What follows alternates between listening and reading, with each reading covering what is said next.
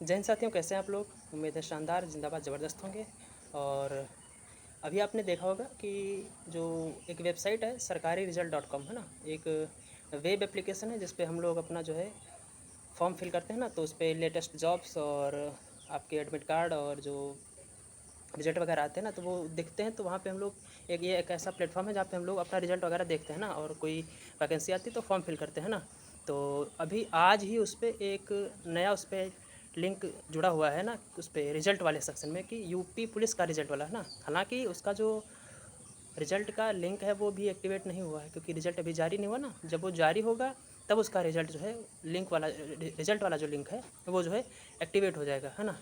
तो ये सरकारी रिजल्ट जो वेबसाइट है ये थोड़ा ट्रस्टेड है, और मतलब थोड़ा क्या, जो गवर्नमेंट एग्ज़ाम की तैयारी करते हैं उनके लिए काफ़ी ट्रस्टेड है ना। तो ये कयास लगाए जा रहे हैं बच्चे जो है, मतलब स्टूडेंट्स जितने भी एस्पायरेंट्स हैं ना, हमारे जैसे आपके जैसे जो भी एस्पायरेंट्स हैं, वो यही सोच रहे हैं कि क्या सच में रिजल्ट आने वाला है। क्योंकि पिछली बार की जो वैकेंसी थी 60,244, तो उसमें भी करीब 1 महीने के आसपास उसका रिजल्ट आया हुआ था ना।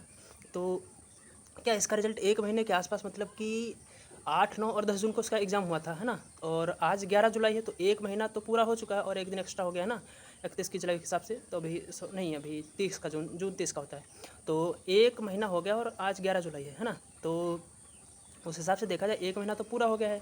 तो क्या 1 महीने के आसपास इसका रिजल्ट आ जाएगा, या फिर जैसे यूपीएसआई का रिजल्ट आया हुआ था उस हिसाब से आएगा, है ना। तो अगर अभी रिजल्ट आ रहा है तो फिर रनिंग में कितना टाइम मिलेगा, कैसे क्या रहेगा ना, इन सब मुद्दों पे बात करेंगे इस वीडियो में। और वीडियो ज़्यादा बड़ी नहीं रहेगी, है ना। क्योंकि बात यह है, देखो होता यह है कि कभी कभी वेबसाइट्स जो होती हैं कि जैसे आपका रिजल्ट है यूपीपी का, अभी एक बड़ा तबका है जो जिसने यूपीपी का एग्ज़ाम दिया हुआ है ना, तो उसको रिज़ल्ट अभी ट्रेंड में चल रहा है ना।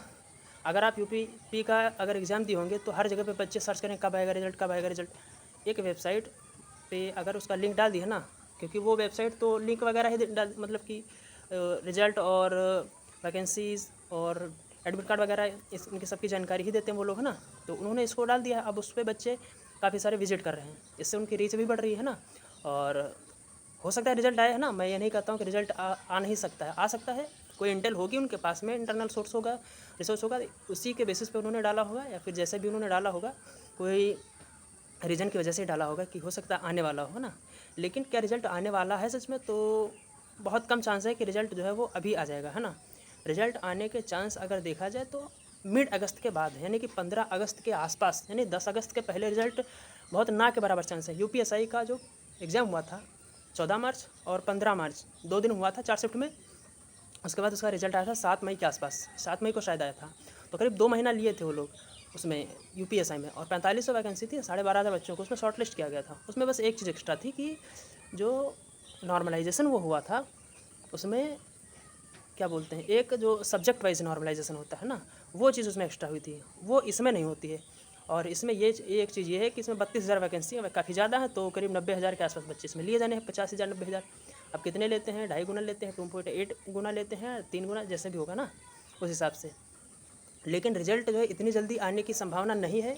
और अगर आएगा तो फिर जाहिर सी बात है रनिंग में बहुत कम समय मिलेगा। आप लोग रनिंग करते रहिए अच्छे से, है ना। अगर रनिंग नहीं कर रहे हैं तो फिर मतलब अब लेट लतीफ़ी करने की कोई गुंजाइश नहीं बचेगी। अगर आप अभी रनिंग नहीं कर रहे हैं इसका मतलब ये है कि आप रनिंग से बाहर हो जाएंगे, है ना। क्योंकि रनिंग 25 मिनट में टाइम लेती है। और अगर आपने कभी रनिंग जो है फिजिकल आपने दिया है पहले, यूपीएसआई का दिया है या फिर होमगार्ड का भी देने वाले हैं, और अगर आपका होमगार्ड लगा है तो फिर जाहिर सी बात है अच्छे से रनिंग कर रहे होंगे, है ना।